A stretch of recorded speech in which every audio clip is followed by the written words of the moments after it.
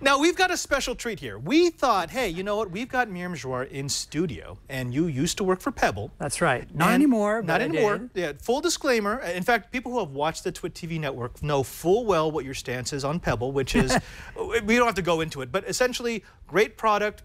It's been a bit mismanaged. The company's been, it's had issues. That's my opinion, but you know. Yeah. But we're not here to talk about mismanaged companies. We're here to talk about this. This is the Pebble Time. This is the most successful Kickstarter ever. Now, Pebble did kind of put Kickstarter on the map with their original. Oh, yeah. It was one of the first multi-million-dollar projects. I was the first journalist to write about it. Exactly. And Gadget. That's how it all just went crazy afterwards. Now, but this one went even crazier. $20 million, 78,000 backers. So obviously there was a little bit of interest in this. Let's go ahead and open this up. This is not mine. This is actually Megan Maroney's, but we're going to show you what's inside the box. Now, what's so special about the Time? So you know, it's an evolution of the original Pebble, the classic as it's called. What they've done is added a color display this time. So it's still e-paper, still has all the things you love about Pebble, the great battery life, the 1-week battery life, the 5-atmosphere waterproofing, but it has a color e-paper this time. So it still looks best in bright sunshine outside. It won't look as nice as OLED or IPS indoors or even with the backlight on, but the nice thing about it is that it lasts a week, right? And it's iOS and Android compatible, which is the other big deal. This is pretty minimal. The only thing in here are the instructions, the watch, and a magnetic charging cable. And it's the same as the original Pebble had the same kind of box and the same packaging. Exactly. Now, some of the specs on this, go ahead and get that thing started up. It's got a 1.25-inch, 64-color LCD. It's an e-paper display, so it's not quite like an OLED display. You're not going to get the millions and millions of colors. No. But the advantage is battery savings, right? So here it is. Of course, you have to pair it with your phone or Android iOS device to really get anything out of it. Almost got it there. But you can see the slightly bit of orange there. Think of the colors on this as a highlight. When I was still at Pebble, we were working on this hardware. And of course, I never got to see the new software. The thing of the difference too is that Pebble Time has new software, which is based on a timeline interface rather than the traditional Pebble interface. So it's kind of an interesting concept. And there's still a magnetic cable that instead of latching onto the side like this, it latches onto the back like that. And this opens up the whole concept of what they call smart bands. So you can have a band that kind of goes through the bottom of the watch and connects here and maybe has a battery in the band or a GPS receiver in the band. And also like docking stations like you see with the Apple Watch. Correct.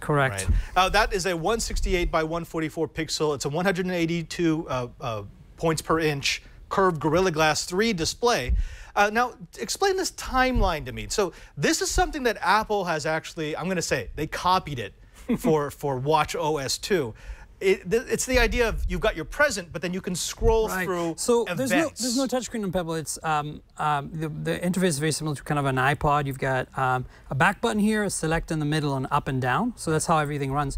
And that's the same on the original Pebble. People are telling me to remove the plastic film. It might actually reflect less. Oh, yeah, that actually, whoa, how about that? Look at that. Thank you, chat room. That looks a lot better. And you can see the orange here, there where the arrow is. Let me adjust it a bit. Now, we should say this does have an LED backlight, but of course, because it's e-paper, it's not designed for an LED backlight. It's designed for trans-reflective display. This is with the LED backlight on. See? Okay. There you go. It looks much better in person, actually, than on the video. Right. So the thing about the timeline is, honestly, that was developed after I left Pebble. I'm not familiar with it, and I haven't played with Pebble Time other than, like 5 seconds. From my understanding is instead of swapping through the watch faces with the up and down button like you normally would on a Pebble. I should have brought my Pebble instead of my Moto to show you guys. You're going through, the future is up and the past is down. So, going down the interface, it shows you things like your notifications you've received, the scores from yesterday's game, stuff like that. And going in the future shows you your calendar entries, et cetera, et cetera. I think for me, what really is cool about Pebble Time compared to all the others. Sorry about this, Megan. I'm stretching out your watch. Compared to all the other smartwatches out there, what I love is how thin it is. Look at how thin it is. Yeah, compared to even an Apple Watch, this is truly thin, and especially compared to like a Moto 360. This does feel quite nice. I mean, you don't really notice you have it on. It's so light too. All right. Oh, and actually, we've got Brian giving us the comparison. This is a 360. Oh, I've got mine here. Look at these next to each other. Actually, I think my wrist is. Here. Try mine. Why is your wrist so freakishly small? There we go. There we go. Okay, yeah, so you can see there's definitely a thickness difference here. There's also a size difference. Of course, because this is e-paper, this is going to last me a week on a charge. Yeah. You know, versus days or a day or an hour. Yeah. Nice. Okay. A couple of the other big things about this watch are it's got a built-in 3D accelerometer, compass, ambient light sensor. It's got 16 megabytes of storage. It's got 256 kilobytes of RAM for the actual OS. So it's using an ARM Cortex M4 CPU, built-in microphone, so it can now do voice replies. Yeah, so that's a new feature that the original Pebble, the black and white ones, don't have. It's the microphone. I believe it's on this side right there. And then what else was the new for this? I'm trying to remember. It's cool because I don't know if you noticed, but it's actually curved. The whole thing is. It's a curved Gorilla Glass screen. But just the back too. Look. Yeah. 30 meters of water resistance, and it's only 42.5 grams. So this really is light. And standard 22 millimeter bands, so you can and they're quick release. So you just pull on these little tabs, and you can replace any band. But that's always been the case for the Pebble, the classic Pebble anyway. So. Right. And of course, the big thing about this is it's $200. So $200 straight up, you get everything. Yep. Right. And don't forget you can use it with iOS and Android. iOS and Android, although if you want the actionable notifications, that's only Android, yep. right? Definitely. All right. Well, of course, we're not going to give it a buy, try, or don't buy because this is a first look. But you have seen all the Pebbles. You have seen the company intimately from the inside. How does the time measure up? Well, you know, I mean, I haven't played with it enough to really form an opinion, to be frank. There are many things I love about Pebble, particularly for me, the battery life and the iOS and Android compatibility. I think this is really what is the killer for them.